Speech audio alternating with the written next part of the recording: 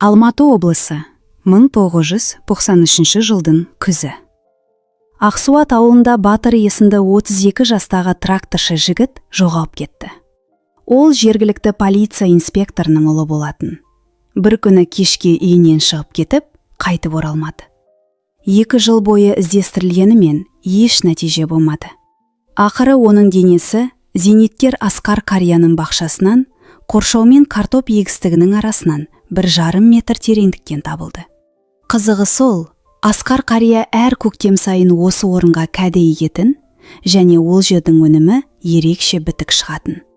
Бұл мас күйінде өз баласын атып өлтіріп, жазадан құтылып кеткен полицейден әкенің алған қатал кек еді. Бірақ бәрін ретімен айтайық. Ақсуат ауылында Асқар ақсақалды бәрі білетін. Ол сабырлы, сөзіне берік, артық әңгіме айтпайтын, өз ісіне ұқыпты жан еді. Өмір бойы Кеңшарда алдымен агроном, кейін бас агроном болып 35 жыл қызмет етті. Осы уақыт ішінде оның қарауындағы жердің өнім бермей қалған кезі болмаған. Жер ана оған бағынатын. Ол топырақтың әр қабатын, әр тасын 5 саусағындай білетін. Оның қолдары жер емгендіктен терісіне топырақ түсіп қалған еді. Кешке қанша сабынмен жуса да, сол бір еңбек ізі кетпейтін. Жары 1987 жылы қатерлі ісіктен жарты жылда жүріп кетті. Содан бері Асқар қария жалғыз қалды. Десе де қасында ұлы Мейірман бар еді. 40 жастағы Мейірман да сол Кеңшарда механик. Ішімдікке жоламайтын, еңбекқор. Мінезі де жүріс-тұрысы да дәл әкесінен аумайтын. Мейірман көрші көшеде бөлек тұрғанымен, әр кеш сайын әкесіне келіп, екеуі дастархан басында шәй ішіп, ауылдың жайын, бақшаның қамын, үйдің шатырын жөндеу туралы әңгімелесетін. Әкесі ұлы келетін сәтті асыға күтетін. Тіпті ұлы келмей қалған күннің өзінде, әдет бойынша алдына 2 кесе шәй құйып қоятын. Ал ауылдық инспектор Мұрат 52 жаста еді. 20 жыл бойы осы ауылда қызмет етті. Бірақ оның бейнесі елге жақпайтын. Форма кисе, өзін құдай сезінетін. Формасыз қарапайым маскүнем болатын. Ол ешкімнен қымсынбай, ішіп, жұртқа айқайлап, тіпті қаруын асынып, мас күйге көшеде жүре беретін. Оған ешкім ештеңе айта алмайтын. Өйткені басшылық алыста, ал ауылда оның кигені заң еді. Ұлы Батыр да әкесіне тартып, 32 жасында үйленбей, тек ішімдікке салынған болатын. Ауылда бұларды Мұраттар деп жұрт ат-тонын ала қашатын. 1993 жылдың маусым айында, сенбі күні, кешке Мейірман әкесінің үйінен қайтып бара жатқан. Жолда дүкеннің қасында мас күйінде тұрған инспектор Мұратты көреді. Мұрат оған бірдеңе деп айқайлайды. Бірақ Мейірман тоқтамай, өз жолымен кете береді. Бұл мас және қолында билігі бар адамның намысына тисе керек. Мұрат тапаншасын суырып алып, Мейірманның арқасынан оқ атады. 3 метр жерден атылған оқ кеудесін тесіп өтеді. Мейірман сол жерде, маусымның жылы асфальтында жан тапсырады. Куәгерлер алғашқыда шындықты айтқанымен, кейін Мұраттың сесінен қорқып, тын болды, көрмей қалдық деп сөздерінен танып кетеді. Мұрат болса, Мейірман мас болып, қаруымды тартып алмақ болды, деп жалған сөйледі. Мейірманның өмірінде арақ ішпегенін сараптама дәлелдесе де, тергеуші полицейдің сөзіне сенді. 3 айдан кейін іс жабылып қалды. Мұрат еш жазасыз жұмысын жалғастыра берді. Асқар ақсақал жалғыз ұлын ауыл сыртындағы зиратқа, анасының қасына жерледі. Қабірді ешкімге қаздырмай, өз қолымен қазды. 3 сағат бойы үнсіз топырақ қазған қарияның бейнесінен жұрт сескенді. Астан кейін ол төрде отырып, еш жылаған жоқ. Тек ұлының суретіне ұзақ қарап, дұға оқыды. Сол кезде ол өз ішінде бір шешімге келген еді. Егер бұл дүниенің заңы әділдік орнатпаса, ол әділдікті өз қолымен орнатуға бекінді. Оның есебінде қанның бағасы мен адам өмірінің құны өзгеше болатын. Мәселен, Егер сөз ақша туралы болса, ол жоғалған өмірдің құнын 6 есе артық, яғни миллиондаған теңгемен де өтей алмас еді. Бірақ ол кек алудың басқа жолын таңдады. Бұл Асқар қарияның өмірінде жұрт оның қолынан көрген алғашқы әрі соңғы ішімдік толы кесе еді. Жаназадан кейін ақсақал бұрынғыша тіршілігін жалғастырды. Бақша, үй, зират. Әр жұма сайын кемпірі мен ұлының басына барып, Құран бағыштап, үнсіз тұрып, кейін үйіне қайтатын. Жолда инспектор Мұратты көрсе, ол әдетімен немесе бетінің қалыңдығымен амандасатын. Асқар оған жауап бермей, жанынан өте шығатын. Мұрат болса, бұл шал зиянсыз, бәрібір іс шабылды, деп мән бермейтін. Асқар қария 3 ай бойы ойланды. Асықпай өмір бойы жермен жұмыс істеген адамға тән сабырмен, әр ойын күретпен топырақ аударғандай байыппен қорытты. Мұратқа тиісуге болмайды.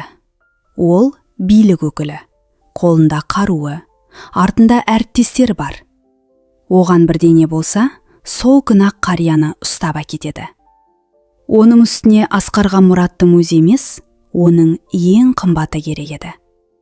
Асқардан жалғыз тұяғын, өмірлік үмітін тартып алды. Ал Мұраттың Батыр есімді ұлы бар. Ол да тракторшы, күнде кештешеді. Ауыл кешкісін тас қараңғы, шам жанбайды. Кімнің қайда кеткенін ешкім аңдымайды. Маскүнем жоғалып кетсе, оған кім таңғалады? Қыркүйекте Асқар шұңқыр дайындай бастады. Оның 20 сотық бақшасы үйдің артында, биік қоршаумен қоршалған. Көршіге де, көшеге де көрінбейтін бұрышты таңдады. Күн батып қас қарайған соң, кешкі сағат 18-ден кейін 1-2 сағат қана қазатын. Асығатын жері жоқ. Өмір бойы жер қазған қария үшін бұл үйреншікті жұмыс еді. Күрек топыраққа кіреді, топырақ сыртқа шығады. Көршілер көрсе де, шал қысқа дайындық жасап жер аударып жатыр, деп ойлайтыны хақ. Ол ұзындығы 2 метр, тереңдігі 1,5 метр ор қазды. Шыққан топырақты арбамен бақшаның жан жағына жұқалап жайып жіберді. 2 аптада бәрі дайын болды. Оның бетін тақтаймен, кейін киізбен жауып, үстіне топырақ пен қураған шөптерді тастады. Сырт көзге жай ғана тегіс жер сияқты көрінетін. Қазанның бір кешінде Асқар көшеге шығып, дүкен жаққа беттеді. Батырдың кешкісін ішетін серік іздеп, сенделіп жүретінін білетін. Сол күні жолы болды. Батыр дүкен алдында жалғыз тұр екен. Мас болса да әлі аяғындан нық тұр. Асқар қасына барып жай ғана: "Батыр, қарағым, жүр үйге. Жалғыз отырып шай ішкенше бірге отырайық. Менде жақсы бір сусын бар еді. Біраз әңгіме айтарсың", деді. Батыр таңғалып қарап, иығын қиқан еткізді де соңынан ерді. Ол үшін бұл тегін ішімдікпен уақыт өткізудің оңай жолы еді. Асқар 68 жастағы зиянсыз шал, одан не қауіп? Олар мейірманмен күнде шай ішетін сол ас үйге келді. Асқар дастархан жайып, алдына ішімдік пен тағам қойды. Батыр аш қарақтан ашып, трактор, кеңшар, 3 ай бойы берілмей жатқан жалақы туралы айта бастады. Ал жалақысы болса, бар болғаны 600 000 теңгенің айналасындағы берешек еді. Ол үшін бұл үлкен ақша көрінгенімен, Асқар оның әңгімесін үнсіз тыңдап, кесесін толтыра берді. Жарты сағаттан соң Батырдың тілі күрмеліп, бас ауырлай бастады. Асқар орнынан тұрып, сөреге беттегендей болды да, пештің үстінде тұрған ауыр шойын табан алды. Ол бар күшімен емес, дәлдікпен Батырдың желкесінен періп жіберді. Шойын сүйекке тигенде гүрс еткен дыбыс шықты. Батыр үстелге құлап, кейін еденге сырғып түсті. Ес-түссіз жатыр, бірақ әлі тыныс алып жатыр. Асқар табаны орнына қойып, есікті ашып бақшаға шықты. Далада қазанның тас қараңғы түні суық жаңбыр сіркіреп тұр. Бұл жақсы еді, өйткені мұндай ауа райында көшеде жан баласы жүрмейді. Ол бақшаның түкпіріне барып, ордың бетін ашты. Кейін үйге оралып, Батырды аяғынан сүйреп аулаға шығарды. Батырдың салмағы 90 келідей болса да, өмір бойы 50 келілік қаптарда арқалаған Асқар үшін бұл еңсерілмейтін жүк емес еді. Ол денені шұңқырдың жиегіне дейін жеткізіп, ішіне итеріп жіберді. Батыр шұңқыр түбіне ауыр қап сияқты гүрс етіп түсті. Асқар осыдан 3 ай бұрын ұлына қабір қазған сол күрегін қолын алды. Топырақ жұмсақ, тіл алғыш еді. Күректің алғашқы жүздері Батырдың аяқтарына төгіле бастады. Ол әрбір қимылын Алладан кешірім сұрағандай емес, әділдікті өз қолымен атқарып жатқандай нық жасады. Ылғал топырақтың шалбарға, содан кейін ішке, кеудеге түскендегі саңқ еткен дыбыс естілді. Асқар ақсақал өмір бойы үйренген ырғағымен, сабырмен жұмыс істеді. Күрек жерге кіреді. Топырақ аударылады. Төмен ұшады. 3-4 минуттан соң топырақ кеудесіне дейін жеткенде Батыр есін жиып қозғала бастады. Ол қолын көтермек болды, бірақ үстіндегі топырақ өте ауыр, тығыз әрі ылғал еді. Оның астында қозғалу мүмкін емес, бейне бір ауыр бетон плитаның астында қалғандай. Шұңқырдан қырыл шықты. Бұл айқайда, сөзде емес. Дәл бір не болып жатқанын түсінбеген мақұлықтың жан дауысындай көмейден шыққан қырыл еді. Асқар тоқтаған жоқ. Қимылын баяулатпады да, төменде қарамады. Күрекпен топырақты тастай берді. Мыңдаған рет бақшасын аударып, қысқа дайындағандағыдай байыппен лақтырды. Топырақ мойнын, иегін, сосын бетін жапты. Қырыл бірте-бірте бәсендеп, соңында дыбыс мүлдем тынды. Асқар ор толғанша тағы 10 минуттай топырақ тастады. Кейін күрекпен нығыздап, аяғымен басып, бетін көрші лектерден әкелінген топырақпен тегістеп тастады. Үстіне құрағық шөптерді шашып жіберіп, қолшамымен тексерді. Бәрі тегіс, ештеңе білінбейді. Үйіне кіріп, Батыр жатқан жердегі ылғал іздерді жуып тастады. Ішімдік пен кеселерді жинап, үстелді сүртті. Шойын табаны жуып, орнына қойды. Киімін ауыстырып, кірлеген киімдерін легенге салып қойды. Сосын жатып, таңға дейін ұйықтады.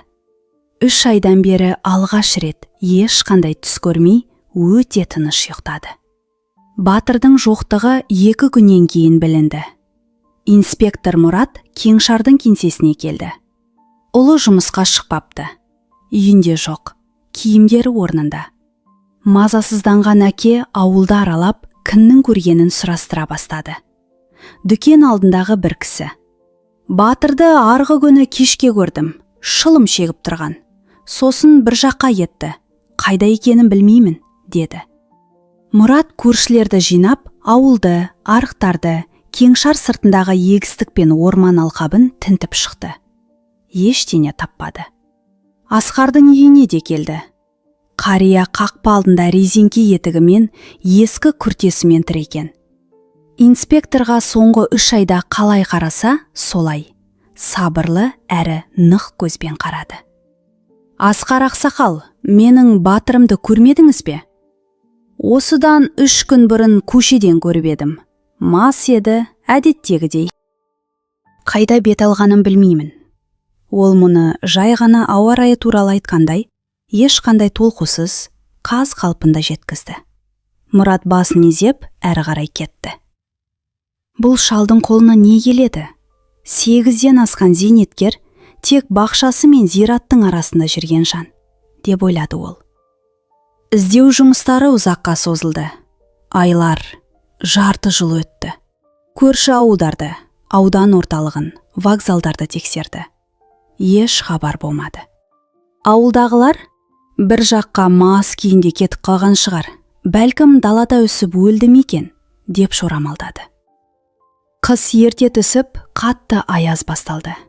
2 жылдан кейін Батырды ресми түрде хабар ошарсыз кетті деп жариялап, істі жауып тастады. Инспектор Мұратұлы жоғалғаннан кейін мүлдем шөгіп кетті. бұрынғыдан бетер ішіп, беті ісіп, тез қартайды. Кейде Асқардың үйінің қасынан өтіп бара жатып, қоршауға сүйеніп, аулаға ұзақ қарап тұратын. Бәлкім бірдеңені сезген болар. Әлде аяғы жүруге мұрша бермеген мас күйі ме? Ол жағы белгісіз. Егер Асқар бақшада жүрсе, басын көтеріп Мұратпен көз түйістіретін.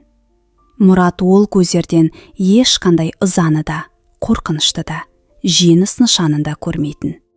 Тек тиісті ісін атқарған, ештеңеден қорықпайтын және еш өкінбейтін адамның тыныштығын ғана көретін. 1994 жылдың көктемінде Асқар бақшаның сол түкпірін қайта қазып, сол жерге кәді екті. Кәділер ерекше үлкен, етті, қою жасыл болып өсті.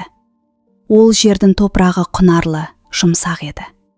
Асқар өнімді жинап, бір бөлігін өзіне алып, қалғанын әдеттегідей көршілеріне таратты. Келесі жылы тағы да кәді екті. Солай тағы 5 жыл, тағы 10 жыл өтті. Асқар сол кештен кейін тағы 15 жыл өмір сүрді. Әр жұма сайын ұлы мен әйелінің басына барып, Құран оқып, үнсіз тұрып қайтатын. Жалғыз, тыныш өмір сүрді. Соңғы деміне дейін бақшасын тастамады. Көршілері 80-нен асқан қарияның жер аударып жүргенін көріп, Асқар ақсақал темірдей адам, оны жер ұстаптыр дейтін. Олардың бұл сөзінің қаншалықты ақиқат екенін ешкім білмеді. Асқар қария 2008 жылы 83 жасында ұйқысында қайтыс болды. Кешке жатты да оянбады. Оны ауыл сыртындағы зиратқа жары мен ұлының қасына жерледі. Жаназасына бүкіл ауыл жиналды. Ақсақалды бәрі сыйлайтын. Қабір басында тұрған кемпірлер: «Асқар нағыз тақуа, адал адам еді, өмірін таза өткізді», деп күңіренді. Үйі Алматыдағы алыс туыстарына қалды.